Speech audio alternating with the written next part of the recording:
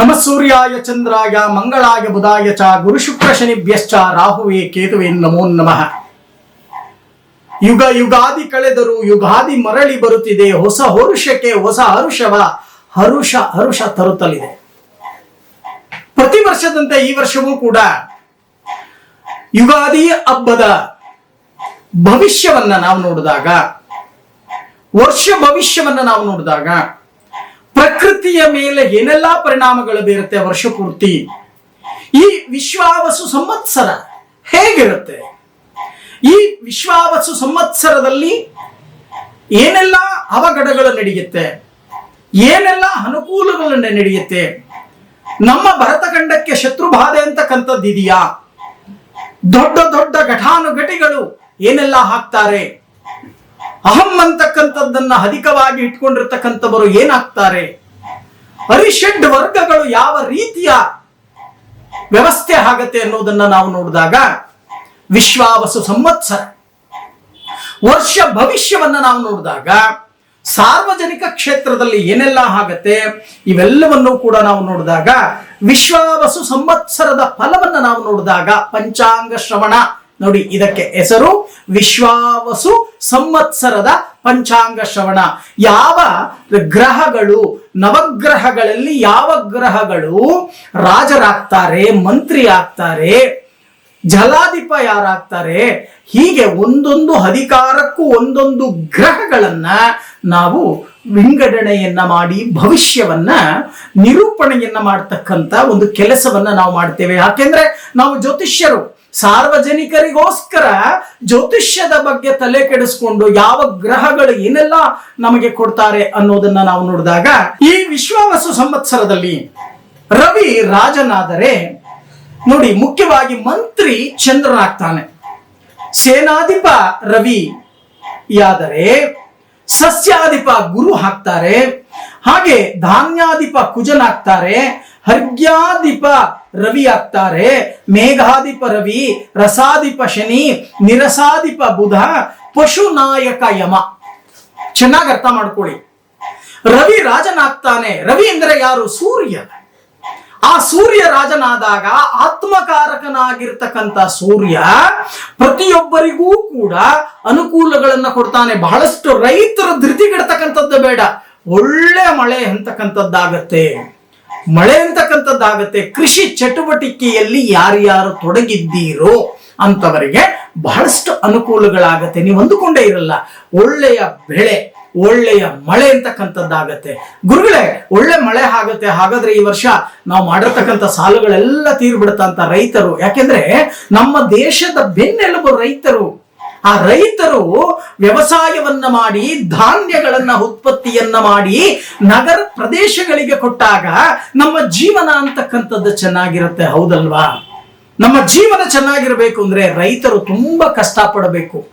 ಆ ರೈತರು ತುಂಬಾ ಕಷ್ಟಪಟ್ಟರೆ ಮಾತ್ರ ನಮಗೆ ಅನುಕೂಲಗಳು ಅಂತಕ್ಕಂಥದ್ದು ಶತಸಿದ್ಧ. ಮಳೆ ಏನೋ ಚೆನ್ನಾಗಾಗತ್ತೆ, ಆದ್ರೆ ಎಚ್ಚರಿಕೆ ಇರಲಿ, ಭೂಕುಸಿತಗಳು ಹೆಚ್ಚಾಗತ್ತೆ, ಅತಿವೃಷ್ಟಿ ಅನಾವೃಷ್ಟಿ ಅಂತಕ್ಕಂಥದ್ದು ಹೆಚ್ಚಾಗತ್ತೆ. ಎಷ್ಟೇ ರೈತ ಕಷ್ಟಪಟ್ಟು ಬೆಳೆ ಬೆಳೆದರೂ ಸಹಿತ ಅವನಿಗೆ ಸರಿಯಾದ ಬೆಲೆ ಅಂತಕ್ಕಂಥದ್ದು ಲಭ್ಯವಾಗಲ್ಲ. ಮಧ್ಯವರ್ತಿಗಳು ಅದನ್ನ ಸಂಪಾದನೆಯನ್ನ ಮಾಡ್ಕೋತಾರೆ. ಆದ್ರೆ ಸಾರ್ವಜನಿಕ ಕ್ಷೇತ್ರದಲ್ಲಿ ಬೆಲೆ ದುಬಾರಿ ಆಗ್ತಕ್ಕಂಥದ್ದು ಕಂಡು ಬರುತ್ತೆ. ಯಾವ್ಯಾವುದು ಬೆಲೆ ದುಬಾರಿ ಆಗತ್ತೆ ಅಂತಕ್ಕಂಥದ್ದನ್ನ ನಾವು ನೋಡಿದಾಗ ತೆಂಗು ಬೆಳೆಗಾರರು ಈಗಾಗಲೇ ಬಹಳಷ್ಟು ಬೆಲೆಯನ್ನು ನೋಡ್ತಾ ಇದ್ದೀರಾ, ಮತ್ತಷ್ಟು ಬೆಲೆ ಅಂತಕ್ಕಂಥದ್ದು ಹೆಚ್ಚಾಗತ್ತೆ. ಭತ್ತದ ಬೆಳೆಗಾರರಿಗೆ ಒಳ್ಳೆಯ ಒಂದು ಬೆಲೆ ಅಂತಕ್ಕಂಥದ್ದು ಅಧಿಕವಾಗುತ್ತೆ. ಭತ್ತದ ಬೆಲೆ ಅಂದ್ರೆ ಅಕ್ಕಿ. ಇನ್ನ ಬೇಳೆಕಾಳುಗಳೆಲ್ಲವೂ ಕೂಡ ಅಧಿಕವಾಗುತ್ತೆ. ಇನ್ನ ದ್ರವ್ಯ ರೂಪದ ವಸ್ತುಗಳು, ಎಣ್ಣೆ, ತುಪ್ಪ, ಹಾಲು, ಮೊಸರು ಇವೆಲ್ಲವೂ ಕೂಡ ಅಧಿಕವಾಗುತ್ತೆ ರೇಟು. ಎಚ್ಚರಿಕೆಯಿಂದ ವಿಶ್ವಾವಸು ಸಂವತ್ಸರವನ್ನ ಕಳಿತಕ್ಕಂತ ಕೆಲಸವನ್ನ ಮಾಡಿ, ಇಲ್ಲ ಅಂದ್ರೆ ನಾನಾ ರೀತಿಯ ಬೆಲೆಗಳನ್ನ ತತ್ತರಿಸಬೇಕಾಗತ್ತೆ, ಬೆಲೆಯನ್ನ ತರಬೇಕಾಗತ್ತೆ. ಆದರೆ ವ್ಯಾಧಿಗಳ ವಿಚಾರಕ್ಕೆ ಬಂದಾಗ ನೀವು ಕುಡಿತಕ್ಕಂತ ನೀರಿನಿಂದಾನೇ ಹೊಸ ಹೊಸ ವ್ಯಾಧಿಗಳು ಉತ್ಪತ್ತಿಯಾಗತ್ತೆ. ಔಷಧಿ ಇಲ್ಲದ ರೋಗಗಳು ಕೂಡ ಬರ್ತಕ್ಕಂಥ ಸಾಧ್ಯತೆ ಇದೆ. ಎಚ್ಚರಿಕೆಯನ್ನ ವಹಿಸ್ತಕ್ಕಂಥ ಕೆಲಸವನ್ನ ಮಾಡಿ. ಸಕಾಲಕ್ಕೆ ಅನ್ನ, ಆಹಾರ, ನಿದ್ರಾದಿಗಳನ್ನ ಸರಿಯಾಗಿ ನಿಮ್ಮ ಬಾಡಿಯಲ್ಲಿ ಶರೀರದಲ್ಲಿ ಉಷ್ಣಾಂಶ, ಶೀತಾಂಶ ಸಮತೋಲನವನ್ನ ಕಾಪಾಡ್ಕೊಳ್ತಕ್ಕಂಥ ಒಂದು ಕೆಲಸವನ್ನ ಮಾಡತಕ್ಕಂಥ ಕೆಲಸವನ್ನ ಮಾಡಿ. ಇಲ್ಲ ಅಂದ್ರೆ ನಾನಾ ರೀತಿಯ ಸಮಸ್ಯೆ ಅಂತಕ್ಕಂಥದ್ದನ್ನ ಈ ವರ್ಷ ನೀವು ಅನುಭವಿಸಬೇಕಾಗತ್ತೆ. ಇನ್ನ ಮೀನ ರಾಶಿಯಲ್ಲಿ ಶನಿ, ಚೆನ್ನಾಗಿ ಅರ್ಥ ಮಾಡ್ಕೊಳ್ಳಿ. ಈ ಮೀನ ರಾಶಿಯಲ್ಲಿ ಶನಿ ಸಂಚಾರವನ್ನ ಮಾಡಬೇಕಾದ್ರೆ ಮೀನ ರಾಶಿಗೆ ಅಧಿಪತಿ ಗುರು. ಯಾರು ಕಪಟ ಗುರುಗಳಿದ್ದಾರೋ ಅವರ ಬಂಡವಾಳ ಎಲ್ಲ ಈಚೆಗೆ ಬಂದ್ಬಿಡತ್ತೆ. ಬಹಳಷ್ಟು ಜನ ಖಾದಿಯನ್ನ ಹಾಕೊಂಡಿದ್ದಾರೆ. ಖಾದಿಗೆ ನಾನು ಕೂಡ ಗೌರವವನ್ನ ಕೊಡ್ತೇನೆ. ಖಂಡಿತವಾಗಿ ಒಂದು ಗುರು ಅಂತ ಅಂದ್ರೆ ಗುರು ಬ್ರಹ್ಮ, ಗುರು ವಿಷ್ಣು, ಗುರುದೇವೋ ಮಹೇಶ್ವರ, ಗುರು ಸಾಕ್ಷಾತ್ ಪರಬ್ರಹ್ಮ, ತಸ್ಮೈ ಶ್ರೀ ಗುರವೇ ನಮಃ. ಒಬ್ಬ ಗುರುವನ್ನ ನಾವು ತ್ರಿಮೂರ್ತಿಗಳಿಗೆ ಹೋಲಿಸ್ತೀವಿ. ಲಘು, ಲಯ, ಕರ್ತ. ಶಿವನಿಗೆ ಹೋಲಿಸ್ತೀವಿ, ವಿಷ್ಣುವಿಗೆ ಹೋಲಿಸ್ತೀವಿ, ಬ್ರಹ್ಮನಿಗೆ ಹೋಲಿಸ್ತೀವಿ. ಗುರುಪಾದ ನಮ್ಮ ಮೇಲೆ ಇರಲಿ ಅಂತ ಹೇಳ್ತೀವಿ. ಆದರೆ ಬಹಳಷ್ಟು ಕಪಟ ಗುರುಗಳು ಅಂತಕ್ಕಂಥವರೇನಿದ್ದಾರೆ ಅವರ ಗುರು ಚಾಂಡಾಲ ಯೋಗದಿಂದ ತತ್ತರಿಸ್ತಕ್ಕಂಥ ಸಾಧ್ಯತೆ, ಅವರ ಬಂಡವಾಳವೆಲ್ಲ ಈಚೆ ಬರುತ್ತೆ ಮುಂದಿನ ದಿನಗಳಲ್ಲಿ. ನೋಡಿ, ಈ ವಿಶ್ವಾವಸು ಸಂವತ್ಸರದ ಫಲ ಅಂತಕ್ಕಂಥದ್ದು ಈ ರೀತಿ ಹೇಳಿದ್ರೆ, ಸಾರ್ವಜನಿಕ ಕ್ಷೇತ್ರದಲ್ಲಿ ಉತ್ತಮವಾಗಿರ್ತಕ್ಕಂಥವರಿಗೆ ಕಷ್ಟ ಕಾರ್ಪಣ್ಯಗಳು ಅಧಿಕವಾಗಲ್ಲ. ತುಂಬಾ ಬಡವರಾಗಿರ್ತಕ್ಕಂಥವರಿಗೆ ಆವತ್ತು ದುಡಿದು ಆವತ್ತು ತಿನ್ನತಕ್ಕಂಥವರಿದ್ದಾರಲ್ಲ, ಜೀವನವನ್ನು ಮಾಡೋಕೆ ಇದ್ದಾರಲ್ಲ, ಅಂಥವರಿಗೂ ಅಯ್ಯೋ ಏನಾದ್ರೂ ನಮಗೇನು, ನಾಳೆ ದುಡಿತೀವಿ ನಾಳೆ ತಿಂತೀವಿ ಅನ್ನೋ ಒಂದು ಲೆಕ್ಕಾಚಾರದಲ್ಲಿರ್ತಾರೆ. ಆದ್ರೆ ಈ ಮಧ್ಯಮ ವರ್ಗದವರು ಇರ್ತಾರಲ್ಲ, ಪಾಪ ತಮ್ಮ ಸಂಸಾರಕ್ಕೋಸ್ಕರ, ಮಕ್ಕಳಿಗೋಸ್ಕರ ಎಲ್ಲೋ ಒಂದು ಮನೆ ಕಟ್ಟುವುದು, ಎಲ್ಲೋ ಒಂದು ಸೈಟ್ ತಗೊಳ್ಳೋದು, ಎಲ್ಲೋ ಫೈನಾನ್ಸ್ ಅಲ್ಲಿ ತಗೊಳ್ತಕ್ಕಂಥದ್ದು, ಯಾವುದೋ ಬ್ಯಾಂಕ್ ಅಲ್ಲಿ ಲೋನ್ ತಗೊಳ್ತಕ್ಕಂಥದ್ದು, ಈ ವ್ಯವಹಾರಗಳನ್ನ ಮಾಡ್ಕೊಂಡಿರ್ತಾರಲ್ಲ, ಪ್ರತಿ ತಿಂಗಳು ಕಮಿಟ್ಮೆಂಟ್ ಅಂತಕ್ಕಂಥದ್ದನ್ನ ಇಟ್ಕೊಂಡಿರ್ತಾರಲ್ಲ, ಅಂತವರಿಗೆ ಬಹಳಷ್ಟು ಸಮಸ್ಯೆಗಳು ಉತ್ಪತ್ತಿಯಾಗ್ತಕ್ಕಂಥ ಸಾಧ್ಯತೆಗಳು ಹೆಚ್ಚಾಗಿ ಕಂಡು ಬರ್ತಾ ಇದೆ. ಎಚ್ಚರಿಕೆಯಿಂದ ಪ್ಲಾನ್ ಮಾಡ್ಕೊಳ್ತಕ್ಕಂಥ ಕೆಲಸವನ್ನ ಮಾಡಿ ವಿಶ್ವಾವಸು ಸಂವತ್ಸರದಲ್ಲಿ. ಈ ವಿಶ್ವಾವಸು ಸಂವತ್ಸರ ಹಾಗೆ ಇಲ್ಲದೆ ಇರತಕ್ಕಂಥ ಸಮಸ್ಯೆಗಳನ್ನ ಉತ್ಪತ್ತಿಯನ್ನ ಮಾಡೋಕೆ ಮುಂದಾಗತ್ತೆ. ಆದರೆ ಪ್ರಾಣಿ ಪ್ರಪಂಚದಲ್ಲಿ ಮನುಷ್ಯ ಪ್ರಾಣಿಗೆ ಅತಿ ಬುದ್ಧಿಶಕ್ತಿ ಅಂತಕ್ಕಂಥದ್ದನ್ನ ಭಗವಂತ ಕೊಟ್ಟಿದ್ದಾನೆ. ಆ ಭಗವಂತ ಕೊಟ್ಟಿರ್ತಕ್ಕಂಥ ಬುದ್ಧಿಶಕ್ತಿಯನ್ನ ನಾವು ಸದುಪಯೋಗವನ್ನ ಪಡಿಸಬೇಕು. ಸಕಾಲಕ್ಕೆ ಉಪಯೋಗವನ್ನ ಮಾಡ್ಕೋಬೇಕು. ಸಕಾಲಕ್ಕೆ ಉಪಯೋಗವನ್ನ ಮಾಡ್ಕೊಳ್ಳಿಲ್ಲ ಅಂತ ಅಂದ್ರೆ ಪ್ರಯೋಜನ ಇಲ್ಲ. ಎಲ್ಲೋ ಒಂದು ಕಡೆ ಸಂಕಟಕ್ಕೆ, ಸಾಲದ ಬಾಧೆಗೆ, ಅಥವಾ ಮಾನಹಾನಿ ಆಗ್ತಕ್ಕಂಥ ಸಾಧ್ಯತೆ, ಅಥವಾ ಎಲ್ಲೋ ಒಂದು ಕಡೆ ದಂಡವನ್ನ ಕಟ್ತಕ್ಕಂಥ ಸಾಧ್ಯತೆ, ಇವೆಲ್ಲವೂ ಕೂಡ ಆಗುತ್ತೆ. ಚೆನ್ನಾಗಿ ಅರ್ಥ ಮಾಡ್ಕೊಳ್ಳಿ. ಸಾರ್ವಜನಿಕ ಕ್ಷೇತ್ರದಲ್ಲಿ ನಂಬಿಕೆಗೆ ಬೆಲೆ ಇರಲ್ಲ, ಸಂಬಂಧಕ್ಕೆ ಬೆಲೆ ಇರಲ್ಲ. ಈ ವಿಶ್ವಾವಸು ಸಂವತ್ಸರ ಅದನ್ನೇ ಹೇಳ್ತಾ ಇದೆ. ಬರೀ ಹಣಕ್ಕೆ ಮಾತ್ರ ಬೆಲೆ. ಚೆನ್ನಾಗಿ ಅರ್ಥ ಮಾಡ್ಕೊಳ್ಳಿ. ಹಣದಿಂದ ಏನ್ ಬೇಕಾದ್ರೂ ಮಾಡಬಹುದು ಅನ್ನುವುದನ್ನ ಈ ವಿಶ್ವಾವಸು ಸಂವತ್ಸರ ಹೇಳ್ತಾ ಇದೆ. ಹಾಗಂತ ಕಪಟತನದಿಂದ, ವಂಚನೆಯಿಂದ, ಮೋಸದಿಂದ ನೀವು ಹಣವನ್ನ ಸಂಪಾದನೆಯನ್ನ ಮಾಡ್ಲಿಕ್ಕೆ ಏನಾದ್ರೂ ಮುಂದಾದರೆ ಆರೋಗ್ಯದಲ್ಲಿ ವ್ಯತ್ಯಾಸವಾಗಿ ಲಕ್ಷಾಂತರ ಹಣವನ್ನ ಮೆಡಿಕಲ್ಗೆ ಖರ್ಚು ಮಾಡಬೇಕಾಗತ್ತೆ, ಹಾಸ್ಪಿಟಲ್ಗೆ ಖರ್ಚು ಮಾಡಬೇಕಾಗತ್ತೆ, ಚಿಕಿತ್ಸೆಗೆ ಖರ್ಚು ಮಾಡಬೇಕಾಗತ್ತೆ. ಕ್ರೋಧಿ ನಾಮ ಸಂವತ್ಸರದಲ್ಲಿ ಯಾರ್ಯಾರು ಮೋಸ ಮಾಡಿದಿರೋ ಅವರೆಲ್ಲರೂ ಕೂಡ ಈ ವಿಶ್ವಾವಸು ಸಂವತ್ಸರದಲ್ಲಿ 1 ಲಕ್ಷಕ್ಕೆ 10 ಲಕ್ಷ ಸೇರಿಸಿ, 1 ಲಕ್ಷ ನೀವು ಮೋಸ ಮಾಡಿ ಸಂಪಾದನೆ ಮಾಡಿದ್ದರೆ 10 ಲಕ್ಷವನ್ನ ದಂಡವಾಗಿ ಕಟ್ಟಬೇಕಾಗತ್ತೆ. ಅಂದ್ರೆ ನಿಮ್ಮ ಆರೋಗ್ಯ ಕಾಪಾಡಿಕೊಳ್ಳಿಕ್ಕೆ ಕಷ್ಟಪಡಬೇಕಾಗತ್ತೆ. ಚೆನ್ನಾಗಿ ಅರ್ಥ ಮಾಡ್ಕೊಳ್ಳಿ. ಅದಕ್ಕೋಸ್ಕರನೇ ಪ್ರತಿ ಒಂದು ಕಾರ್ಯಕ್ರಮದಲ್ಲೇ ಹೇಳ್ತೇವೆ, ಮೋಸ, ದಗ, ವಂಚನೆ ಬೇಡ. ಭಗವಂತ ಮೆಚ್ಚೋ ರೀತಿ ನೀವು ಬದುಕಿ. ಈ ವಿಶ್ವಾವಸು ಸಂವತ್ಸರದಲ್ಲಾದರೂ ರೂಢಿಸ್ಕೊಳ್ತಕ್ಕಂಥ ಕೆಲಸವನ್ನ ಮಾಡಿ. ಯಾಕೆ ಮೋಸ, ದಗ, ವಂಚನೆ, ಕಪಟತನ, ಇನ್ನೊಬ್ಬರಿಗೆ ಮೋಸ ಮಾಡ್ತಕ್ಕಂಥದ್ದು ಯಾಕೆ? ಇವೆಲ್ಲವೂ ಯಾಕೆ? ಯಾವ ಪುರುಷಾರ್ಥಕ್ಕೆ? ಮೊದಲು ಬರಬೇಕಾದ್ರೆ ನಾವ್ ಏನ್ ತಗೊಂಡು ಬಂದಿದೀವಿ ಅಂತಕ್ಕಂಥದ್ದನ್ನ ಯೋಚನೆಯನ್ನ ಮಾಡಿ. ಹೋಗ್ಬೇಕಾದ್ರೆ ಏನಾದ್ರೂ ತಗೊಂಡು ಹೋಗ್ತೀರಾ? ಇಲ್ವಲ್ಲ. ಬರಬೇಕಾದರೆ ಬರುವಾಗ ಬೆತ್ತಲೆ, ಹೋಗುವಾಗ ಬೆತ್ತಲೆ, ಮಧ್ಯದಲ್ಲಿ ಪೂರ್ಣ ಕತ್ತಲೆ. ಈ ಕತ್ತಲಲ್ಲಿ ನಾವು ಬೆಳಕನ್ನ ಹುಡುಕಬೇಕು, ಭಗವಂತ ಮೆಚ್ಚೋ ರೀತಿ ಜೀವನವನ್ನ ನಡೆಸಬೇಕು. ಅದಕ್ಕೆ ಭಗವದ್ಗೀತೆಯಲ್ಲಿ ಶ್ರೀಕೃಷ್ಣ ಪರಮಾತ್ಮ ಹೇಳ್ತಕ್ಕಂಥದ್ದು, ಕರ್ಮಣ್ಯೇ ವಾದಿಕಾರಸ್ಯ ಮಹಾಫಲೇಶು ಕದಾಶನಃ. ಈ ವಿಶ್ವಾವಸು ಸಂವತ್ಸರದಲ್ಲಿ ಯಾರ್ಯಾರು ನ್ಯಾಯವಾಗಿ ಬದುಕಲಿಕ್ಕೆ ಪ್ರಯತ್ನವನ್ನ ಪಡ್ತೀರೋ ಅವರಿಗೆ ಅನುಕೂಲಗಳು ಕಟ್ಟಿಟ್ಟ ಬುತ್ತಿ. ಚೆನ್ನಾಗಿ ಅರ್ಥ ಮಾಡ್ಕೊಳ್ಳಿ. ಅಯ್ಯೋ ಗುರುಗಳೇ, ನೀವು ಹೇಳ್ತೀರಾ, ಏನೋ ವರ್ಷ ಭವಿಷ್ಯ ಹೇಳ್ತಾ ಇದ್ದೀರಾ, ಏನೋ ಹೇಳ್ಬಿಡ್ತೀರಾ ನೀವು ಬಾಯಿಗೆ ಬಂದಿದ್ದನ್ನ. ಇವತ್ತು ಮೋಸ, ದಗ, ವಂಚನೆ, ಸುಳ್ಳು ಹೇಳದೆ ಬದುಕೋದು ಹೇಗೆ ಅನ್ನೋ ಪರಿಸ್ಥಿತಿ ಖಂಡಿತವಾಗಿ ಇಲ್ಲ. ಅದಕ್ಕೆ ಹೇಳೋದು, ಮೇಲೊಬ್ಬ ಇದ್ದಾನೆ, ಪ್ರತಿಯೊಂದನ್ನೂ ಕೂಡ ಲೆಕ್ಕಾಚಾರವನ್ನ ಮಾಡ್ತಾ ಇದ್ದಾನೆ, ಕರ್ಮಗಳಿಗೆ ಅನುಸಾರವಾಗಿ ಫಲಾಫಲಗಳನ್ನ ಕೊಡ್ತಾನೆ. ಅದಕ್ಕೋಸ್ಕರನೇ ಈ ವಿಶ್ವಾವಸು ಸಂವತ್ಸರ ಅಂತಕ್ಕಂಥದ್ದೇನಿದೆಯೋ, ಈ ವಿಶ್ವಾವಸು ಸಂವತ್ಸರದಲ್ಲಿ ಜಾಗ್ರತೆಯಿಂದ ಹೆಜ್ಜೆ ಹಾಕಿ, ಆರೋಗ್ಯದ ಕಡೆ ಗಮನವನ್ನ ಹರಿಸಿ, ಅಧಿಕ ಸಾಲಗಳನ್ನ ಮಾಡ್ಕೊಳ್ಳಿಕ್ಕೆ ಹೋಗಬೇಡಿ. ಹಾಸಿಗೆ ಇದ್ದಷ್ಟು ಕಾಲ ಚಾಚಿ. ನಿಮ್ಮ ಲೆಕ್ಕಾಚಾರ ಈ ವಿಶ್ವಾವಸು ಸಂವತ್ಸರದಲ್ಲಿ ಸಾಲ ಮಾಡಿಯಾದರೂ ತುಪ್ಪ ತಿನ್ನು ಅನ್ನೋ ಲೆಕ್ಕಾಚಾರಕ್ಕೆ ಬಂದು ಬಿಡ್ತೀರ. ಅಯ್ಯೋ ಸಾಲ ತಾನೇ ನೋಡ್ಕೊಳ್ಳೋಣ ನಾಳೆ ಅಂದ್ರೆ ನಿಮಗೆ ಈಗ ಅರ್ಥ ಆಗಲ್ಲ ಸಾಲ ಮಾಡ್ತಕ್ಕಂಥದ್ದು.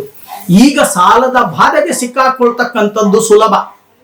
ಆದರೆ ಸಾಲಿಗನು ಬಂದಾಗ ಕಿಬ್ಬದಿಯ ಕೀಳು ಮುರಿದಂತೆ ಸರ್ವಜ್ಞ. ಚೆನ್ನಾಗಿ ಅರ್ಥ ಮಾಡ್ಕೊಳ್ಳಿ. ಅವತ್ತು ಧರ್ಮ ಸಂಕಟಕ್ಕೆ ಸಿಕ್ಕಾಕೊಂಡು ಒದ್ದಾಡತಕ್ಕಂಥ ಸಾಧ್ಯತೆ ಹೆಚ್ಚಾಗಿ ಕಂಡು ಬರುತ್ತೆ. ಯೋಚನೆಯನ್ನ ಮಾಡಿ. ಈ ಮಾತು ಈ ವಿಶ್ವಾವಸು ಸಂವತ್ಸರದಲ್ಲಿ ಸಂಪೂರ್ಣವಾಗಿ ನಿಮ್ಮ ಜೀವನದಲ್ಲಿ ಅರ್ಥವಾಗ್ತಕ್ಕಂಥ ಮಾತನ್ನ ನಾನು ನಿಮಗೆ ಹೇಳಿದ್ದೀನಿ ಅಂತ ನಾನು ಹೆಮ್ಮೆಯಿಂದ ಹೇಳ್ಕೊಳ್ಳೋಕೆ ಇಷ್ಟಪಡ್ತೀನಿ. ಇಂಥ ಒಂದು ವಿಶ್ವಾವಸು ಸಂವತ್ಸರ ನಮಗೆ ಅನುಕೂಲಗಳನ್ನ ತರಬೇಕು ಅಂದ್ರೆ ನಾವೇನು ಮಾಡಬೇಕು? ದೇವರನ್ನ ನಂಬ್ರಿ, ಮನುಷ್ಯನ ನಂಬೇಡಿ. ದೇವರನ್ನು ನಂಬಿ ಕೆಟ್ಟವರಿಲ್ಲ. ದೈವಶಕ್ತಿಯನ್ನ ನಂಬಿ. ನಿಮ್ಮ ದೇವರು ಯಾವುದೇ ಆಗಲಿ ದೈವಶಕ್ತಿಯನ್ನ ನಂಬಿ, ಮನುಷ್ಯನ ನಂಬೇಡಿ. ಮನುಷ್ಯ ಬಹಳಷ್ಟು ಮೋಸ, ದಗ, ವಂಚನೆ ಅಂತಕ್ಕಂಥದ್ದಿದೆ. ಹಾಗಾದ್ರೆ ಗುರುಗಳೇ, ನಂಬಿಕೆ ಜೀವನವೇ ಇಲ್ವಾ? ವಿಶ್ವಾವಸು ಸಂವತ್ಸರದಲ್ಲಿ ಇದೆ. ಕೆಲವರಿಗೆ ಮಾತ್ರ ನಂಬಿಕೆ ಜೀವನ, ಎಲ್ಲರಿಗೂ ಕೂಡ ಇರಲ್ಲ. ಯಾಕೆಂದ್ರೆ ಇದು ವಿಶ್ವಾವಸು ಸಂವತ್ಸರ. ವಿಶ್ವಾವಸು ಸಂವತ್ಸರದಲ್ಲಿ ಬಹಳಷ್ಟು ಭೂಕಂಪಗಳಾಗ್ತಕ್ಕಂಥ ಸಾಧ್ಯತೆಗಳಿದೆ. ಅತಿಯಾದ ಮಳೆ, ಹುಚ್ಚು ಮಳೆ ಅಂತಕ್ಕಂಥದ್ದು, ಹೆಚ್ಚು ಮಳೆ ಅಂತಕ್ಕಂಥದ್ದು ಬರುತ್ತೆ. ಇದಕ್ಕೆ ನೀವು ತಯಾರಿಯನ್ನ ನಡೆಸ್ಕೊಳ್ಳಿ. ನಿಮ್ಮ ನಗರದಲ್ಲಿ ಇರತಕ್ಕಂಥ ತೊಂದರೆ, ತಾಪತ್ರಯಗಳನ್ನ ನಿವಾರಣೆಯನ್ನ ಮಾಡ್ಕೊಳ್ತಕ್ಕಂಥ ಕೆಲಸವನ್ನ ಮಾಡಿ, ನಗರಗಳ ಸ್ವಚ್ಛತೆಯನ್ನ ಕಾಪಾಡಿ. ಇಲ್ಲ ಅಂತ ಅಂದ್ರೆ ಈ ಒಂದು ಅತಿವೃಷ್ಟಿ ಅನಾವೃಷ್ಟಿಯಿಂದ ರೋಗ ರುಜಿನಗಳಿಗೆ ನೀವು ತುತ್ತಾಗಬೇಕಾಗತ್ತೆ. ಲೆಕ್ಕಾಚಾರವನ್ನ ಮಾಡ್ಕೊಳ್ಳಿ. ಅಕಾಲ ಮರಣ ಅಂತಕ್ಕಂಥದ್ದು ಅಧಿಕವಾಗುತ್ತೆ ಎಲ್ಲಿ? ಈ ವಿಶ್ವಾವಸು ಸಂವತ್ಸರದಲ್ಲಿ. ಅದಕ್ಕೋಸ್ಕರನೇ ಪ್ರತಿ ಸೋಮವಾರ ನಿಮ್ಮ ಕೈಯಲ್ಲಿ ಆಗಿರ್ತಕ್ಕಂಥ ಸೇವೆ, ಶಿವಾಲಯಕ್ಕೆ ಹೋಗ್ತಕ್ಕಂಥ ಸೇವೆಯನ್ನ ಮಾಡಿ, ಬಿಲ್ವಾರ್ಚನೆಯನ್ನ ಮಾಡಿ, ಶಿವಪ್ಪ ಕಾಪಾಡಪ್ಪ ಅಂತ ಹೇಳಿ ಪ್ರಾರ್ಥನೆ ಮಾಡಿ. ಮುಕ್ತಿದಾಯಕನಾಗಿರ್ತಕ್ಕಂಥ ಪರಮೇಶ್ವರ ಅವನು ನಮಗೆ ಆಶೀರ್ವಾದವನ್ನ ಮಾಡಿದರೆ ಮುಕ್ತಿ ಅಂತಕ್ಕಂಥದ್ದು ಲಭ್ಯವಾಗತ್ತೆ ಅನ್ನೋದು ನಮ್ಮ ಜ್ಯೋತಿಷ್ಯ ಶಾಸ್ತ್ರದಲ್ಲಿ ಬರ್ತಕ್ಕಂಥ ಸಾರಾಂಶ. ಅದು ವಿಷ್ಣು ಆಗಲಿ, ಶಕ್ತಿ ದೇವತೆಯಾಗಲಿ, ಹನುಮಂತನಾಗಲಿ, ನವಗ್ರಹಗಳಾಗಲಿ, ಶಿವನಾಗಲಿ, ಯಾರೇ ಆದರೂ ಸಹಿತ ದೈವ ಶಕ್ತಿಯ ಮೇಲೆ ನಂಬಿಕೆಯನ್ನ ಇಟ್ಟು ಈ 365 ದಿನಗಳ ಕಾಲ ಈ ಒಂದು ವಿಶ್ವಾವಸು ಸಂವತ್ಸರ ಜೀವನವನ್ನ ಮಾಡ್ತಕ್ಕಂಥ ಕೆಲಸವನ್ನ ಮಾಡಿ. ಯಾರೂ ಕೂಡ ಶಾಶ್ವತವಾಗಿ ಇರಲ್ಲ ಇಲ್ಲಿ. ಯಾರೂ ಕೂಡ ಇಲ್ಲಿ ಶಾಶ್ವತವಾಗಿ ಗೂಟ ಒಡ್ಕೊಂಡು ಇರಲಿಕ್ಕೆ ಸಾಧ್ಯ ಇಲ್ಲ. ಭಗವದಾಜ್ಞೆಯ ನಾವು ಬಂದಿದ್ದೇವೆ, ಜ್ಞಾಪಕ ಇರಲಿ. ನೀರಿನ ಮೇಲಿನ ಗುಳ್ಳೆಯ ರೀತಿ ನಮ್ಮ ಜೀವನ. ಯಾವಾಗ ಕರೆದರೂ ಕೂಡ ನಾವು ಎಲ್ಲವನ್ನು ಕೂಡ ಬಿಟ್ಟು ಹೋಗಲೇಬೇಕು. ಅದಕ್ಕೆ ಈ ವಿಶ್ವಾವಸು ಸಂವತ್ಸರ ಅಂತಕ್ಕಂಥದ್ದು ನಮಗೆ ಈ ತಿಂಗಳಲ್ಲಿ ಆಗಮನ ಆಗಿದೆ. ಈ ವಿಶ್ವಾವಸು ಸಂವತ್ಸರದಲ್ಲಿ 12 ರಾಶಿಗಳಿಗೆ ಯಾವ ರೀತಿ ಇರುತ್ತೆ, ಈ ವಿಶ್ವಾವಸು ಸಂವತ್ಸರ ವರ್ಷ ಭವಿಷ್ಯ ಹೇಗಿರುತ್ತೆ ಇದನ್ನ ನೋಡೋಣ. ಇನ್ನು ವೃಶ್ಚಿಕ ರಾಶಿ, ಈ ವೃಶ್ಚಿಕ ರಾಶಿಯವರಿಗೆ ಈ ವಿಶ್ವಾವಸು ಸಂವತ್ಸರ ಏನು ಹೇಳುತ್ತೆ, ಯಾವ ರೀತಿ ಅನುಕೂಲಗಳು ಇವರಿಗೆ, ಅನಾನುಕೂಲಗಳು ಅಂತಕ್ಕಂಥದ್ದು ನೋಡಿದಾಗ, ವೃಷಭ ರಾಶಿಯಲ್ಲಿ ಮತ್ತು ಕಟಕ ರಾಶಿಯಲ್ಲಿ ಗುರು ಸಂಚಾರ ಮಾಡ್ತಕ್ಕಂಥ ಸಮಯದಲ್ಲಿ ಉತ್ತಮ ಫಲದಾಯಕನಾಗಿರ್ತಾನೆ. ಯಾವಾಗ? ವೃಷಭ ರಾಶಿ ಮತ್ತೆ ಕಟಕ ರಾಶಿಯಲ್ಲಿ ಸಂಚಾರ ಮಾಡ್ತಕ್ಕಂಥ ಸಮಯದಲ್ಲಿ. ಆದರೆ ಬಹಳಷ್ಟು ಗುರು ಏನ್ ಮಾಡ್ತಾನೆ, ಮಿಥುನ ರಾಶಿಯಲ್ಲಿ ಸಂಚಾರವನ್ನ ಮಾಡ್ತಕ್ಕಂಥ ಸಮಯದಲ್ಲಿ ಬಹಳಷ್ಟು ತೊಂದರೆ ತಾಪತ್ರಯಗಳು ಅಂತಕ್ಕಂಥದ್ದು ಪ್ರಾರಂಭ ಆಗತ್ತೆ. ಗುರುಬಲವನ್ನ ಕಳ್ಕೊಂಡ್ಬಿಡ್ತೀರಾ, ಆರೋಗ್ಯದ ಕಡೆ ಗಮನವನ್ನ ಹರಿಸಿ, ಬಂಧು ಮಿತ್ರರಲ್ಲಿ ವಿರಸವನ್ನ ಮಾಡ್ಕೋಬೇಕಾಗತ್ತೆ, ಅನಾರೋಗ್ಯ ಪೀಡಿತರಾಗಬೇಕಾಗತ್ತೆ, ಶಸ್ತ್ರ ಚಿಕಿತ್ಸೆ ಮಾಡ್ತಕ್ಕಂಥ ಸಾಧ್ಯತೆಗಳು ಹೆಚ್ಚಾಗಿ ಕಂಡು ಬರುತ್ತೆ, ಮನಸ್ಸಿಗೆ ಚಿಂತೆ ಮೊದಲಾದ ಅಶುಭ ಫಲಗಳು ಹೆಚ್ಚಾಗ್ತಕ್ಕಂಥ ಫಲವನ್ನ ಅನುಭವಿಸ್ತೀರಾ. ಎಚ್ಚರಿಕೆ ವಹಿಸ್ತಕ್ಕಂಥ ಕೆಲಸವನ್ನ ಮಾಡಿ. ಇನ್ನು ಶನಿಯು ಮೀನ ರಾಶಿಯಲ್ಲಿ ಸಂಚಾರ ಮಾಡ್ತಕ್ಕಂಥ ಸಮಯದಲ್ಲಿ ಮಾಡ್ತಕ್ಕಂಥ ಕೆಲಸ ಕಾರ್ಯಗಳಲ್ಲಿ ವಿಘ್ನ, ಜೊತೆಗೆ ಕೋರ್ಟ್ ವ್ಯವಹಾರಗಳಲ್ಲಿ ಅಪಜಯ, ದುಷ್ಟ ಜನರ ಸಹವಾಸದಿಂದ ತೊಂದರೆ. ನೀವು ಹೋಗೋದೆಲ್ಲ ಸಹವಾಸವನ್ನ ಮಾಡ್ಲಿಕ್ಕೆ, ಅವರೇ ದುಷ್ಟರೇ ನಿಮ್ಮನ್ನ ಸ್ನೇಹತ್ವವನ್ನ ಕೇಳಿ ಬರ್ತಾರೆ, ನಂತರ ನಿಮಗೆ ಎರಡನ್ನ ಬಗೆತಕ್ಕಂಥ ಒಂದು ಸಾಧ್ಯತೆಗಳಿದೆ. ಇರತಕ್ಕಂಥ ಹಣವನ್ನ ಖರ್ಚು ಮಾಡ್ಕೊಂಡ್ಬಿಡ್ತೀರಾ. ಎಚ್ಚರಿಕೆ ವಹಿಸ್ತಕ್ಕಂಥ ಕೆಲಸವನ್ನ ಮಾಡಿ. ಈ ವರ್ಷದಲ್ಲಿ ಪ್ರತಿನಿತ್ಯ ನೀವು ಮಾಡಬೇಕಾಗಿರ್ತಕ್ಕಂಥ ಒಂದು ಪರಿಹಾರ, ಗಿರಿಯ ಮೇಲೆ ಇರ್ತಕ್ಕಂಥ ಸುಬ್ರಹ್ಮಣ್ಯನಿಗೆ ದೀರ್ಘದಾಂಡ ನಮಸ್ಕಾರವನ್ನ ಮಾಡ್ತಕ್ಕಂಥ ಕೆಲಸವನ್ನ ಮಾಡಿ.